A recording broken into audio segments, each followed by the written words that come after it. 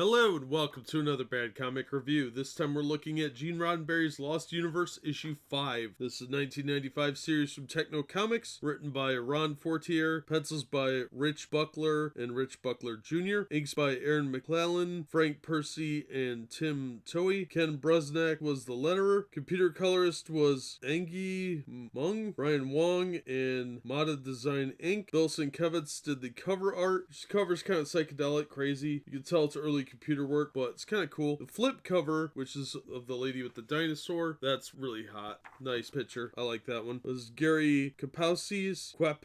I don't know how to pronounce it, I'm sorry. Flip cover colorist was Brimstone, edited by James Chambers. Alright, so both the covers are actually kind of cool. We pick up where we left off with the guy in cryostasis coming out of it, and it leads to a lot of confusion because it turns out that this is the real Dr. Alexander Grange. That means the other person is a clone, and we learn an explanation about that, and we also learn the fate of the man that was taken captive by the flying wolf bat people, and that was a really fun situation. So we learn how the clone was made, and we learn that he is very frustrated and probably a little frightened, and he's now going to go by the name Xander to separate himself. And we're left with a hint that something nefarious may be afoot, and that's the basic crux of the plot. It was actually a pretty solid story. This series is getting better, and it's a real shame it's only 7 issues, but this does transfer over into a different series that went for about 6 issues. That was Xander in Lost Universe, and we're going to look at that one later down the line, and I'm interested to see where it goes. So yeah, I was actually pretty impressed with this book. I thought it was pretty solid. The art is a little rough in spots, but it's not the worst I've ever seen. And overall, I think it's worth grabbing out of the back issue box. It's a pretty solid read. This issue's not going to make sense without the previous issues, but it is